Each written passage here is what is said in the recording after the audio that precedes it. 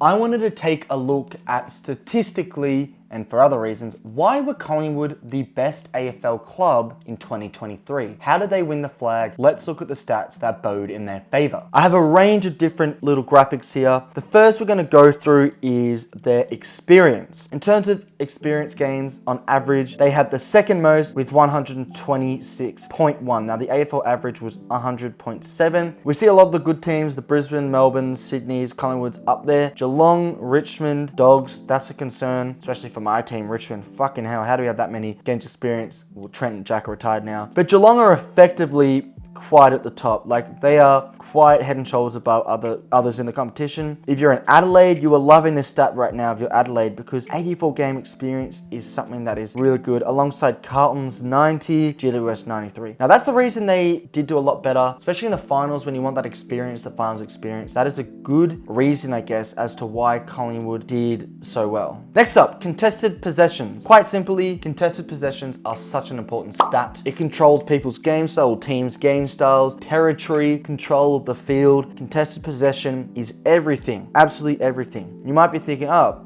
is it everything? Because, you know, where's Collingwood at the top? You know, we've got the likes of Melbourne, Adelaide, Carlton, GWS, all really good teams. Sydney's in there. Collingwood are so low down. They have 132.4 on average, which is 4 below the AFL average. They are just 0.4 away from Fremantle, 0.6 away, or 7 away, sorry, from Hawthorn, which is a glaring statistic. And it's something that Collingwood fans should actually like, because the fact they aren't good in this stat, if they are to improve on that stat in 2024, they could go a step further, which is scary. But it is something to note that you don't always need to be good in contested possessions, but it's one of those stats that 99% of, the top 4 teams every year, most of them are great at contested possessions, 99% of the time, but this is just a weird outlier. Next up, we have got ground ball gets all the way in this corner over here. Quite simply, ground ball gets, the reason I am highlighting this is Collingwood also do terribly in ground ball gets, which is funny because they do have good small forwards. Bobby Hill, you know, they did have Jack Ginnivan,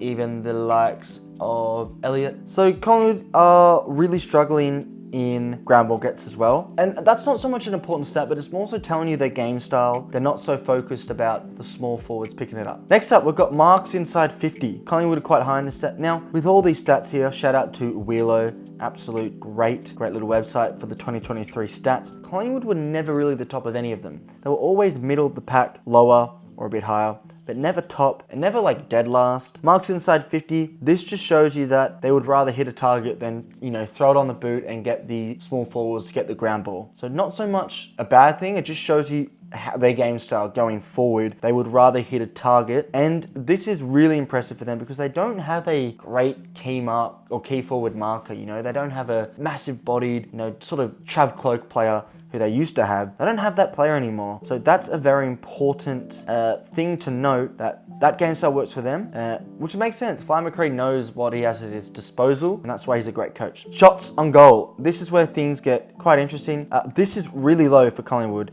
You know, the AFL average is 25.2. They are basically on the AFL average, 0.1 away from AFL average. You know, they are 4 shots on goal away from Adelaide, and, you know, glaringly, Carlton are even lower than AFL average, but most teams, Adelaide, Port Adelaide, Brisbane, Melbourne, Sydney, GWS, a lot of those good teams are towards the top. And I was quite surprised. It's not the worst, but it must mean that they are phenomenal at converting. Later on this video, we'll talk about expected goals, expected shots, yappy, yada, yada, yada. Watch out for that. But it is interesting to note that they are a very clinical team, or you would assume they are, given that they don't have that many shots. Accuracy. Now we get interesting because they are the most accurate team by quite some stretch. Next to them is North Melbourne, and they are 1.3 away from North Melbourne. 1.3 is the biggest jump between any of these teams of any of these stats. Like, the jump between 5.25 to 5.12 is far bigger than any of the others, right? Now the AFL average is 48, so they are 4.5 better than AFL average. If you're a fan of Carlton, Port Adelaide, you'll be thinking that's actually not that bad because that's something to improve on. But as a Collingwood fan, you might be a little bit concerned about this because that might naturally drop down a little bit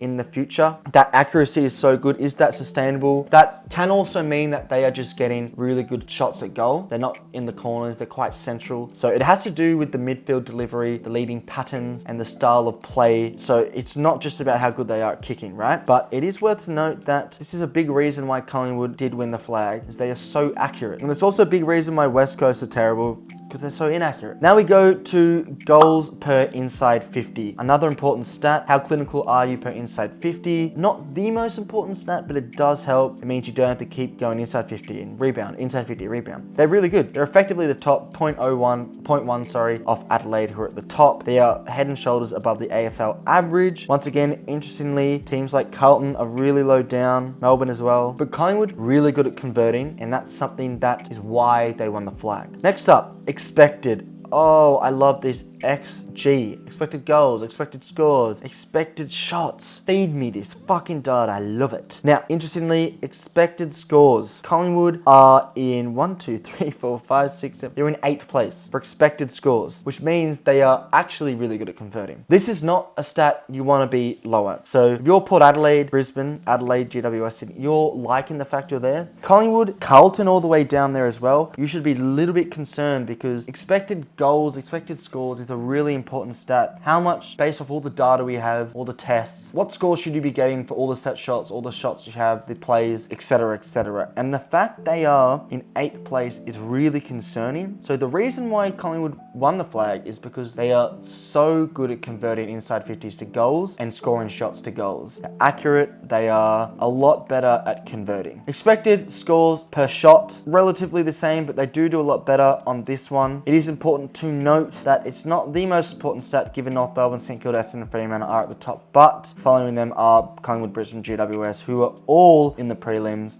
They do very well there, above the AFL average. The rating. The rating's got to do with the average score per shot at goal, if it's below or above the expected. Basically, it's got to do with conversion as well. Are they clinical? Collingwood are clinical. They're number one. They're number one in rating, which is a credit to them. Not only are they number one, they are 0.7 above the next best. And once again, that 0.7 jump between 1 and 2 and 3, far greater than any other jump in this. Now you get 0.5 here, 0.3 there, you get 0.5 there, 0.7. So that's another stat where they are head and shoulders above the comp. This is not something that might be sustainable, but it's not, it's good being first, but for a lot of these stats, if you are towards the bottom, you're in a worse position. But specifically for this, the rating, very impressive. You see all the good teams on the left here, apart from North Melbourne, the Dogs, most of them are good. Oh, actually not everyone's good there. So in general play, what is the difficulty of a shot taken? Bit of a weird one, but basically how hard are the shots you are taking in a game? Collingwood, this indicates that the position they have shots at goal in general play are a lot easier than teams like, the Western Bulldogs, West Coast, Richmond. The higher up you are, the better a position the player is to kick a goal. Generally speaking, that means they're closer to the goal or they are more central to the goal, not on the sides or further out. An important stat to, address, they are quite a bit above AFL average, and being second spot, once again, all these expected things they do pretty well at, and if they don't do well at, they are just great at converting to consolidate for it. Defense was a key part of Collingwood's game. They were not only great in the midfield and attack, but their defense was strong. Big reason was Darcy Moore's one-on-one capabilities, I guess. Also, you've got the likes of Maynard's ability and a bunch of others down back. They all work as a team in a system. Craig McRae has been in a Hawthorn and Richmond successful setup where system is everything. So he knows what system wins a flag, defensive system that is, the zones and all that stuff. But really interestingly, Collingwood are third, actually they are equal dead last, because Sydney, Geelong and Collingwood all have dead last the same amount for defensive one-on-ones. They are dead last, and that means one, which means that is something to improve on. So what that also might mean is they just are never really in that position to be in a one-on-one contest. Tackles is an important stat. Collingwood do well in tackles. Most good teams are good in tackles. You'll see apart from Fremantle here and the Dogs, everyone else made the 8 and Adelaide actually. But more or less, they're really good teams here. But at tackles, they're really good at. They're above AFL average. Interestingly, Brisbane are dead last in tackles. So it's not important for a game style, but it explains you that Collingwood are a ruthless team physically. Tackles inside 50. Now, they might have a lot of tackles, Collingwood, but they don't have a lot of tackles in the inside 50. Why is that? Well, that is likely because their game style isn't so much bomb it on the boot, get the ball to the ground. You know, big forwards get the ball to the ground and the crummers get the ground ball.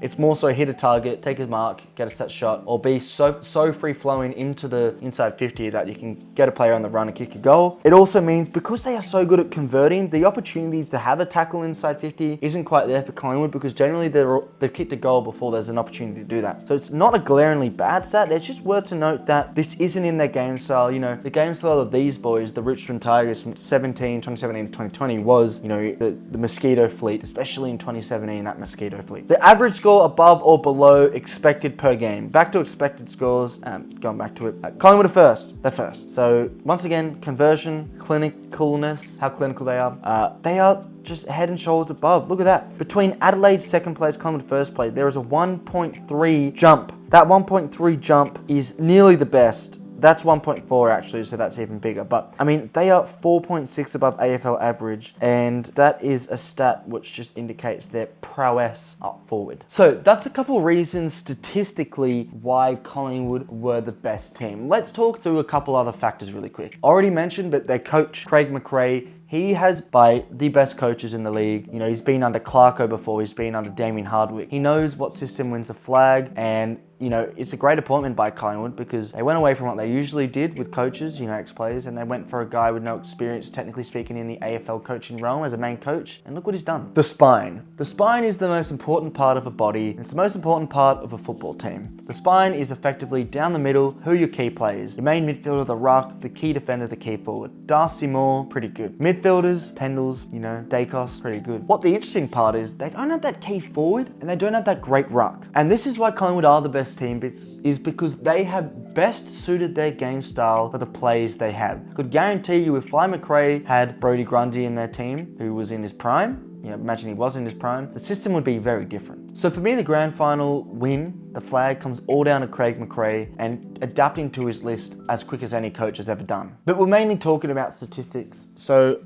I'll go into that maybe in another video. Let me know what your thoughts are.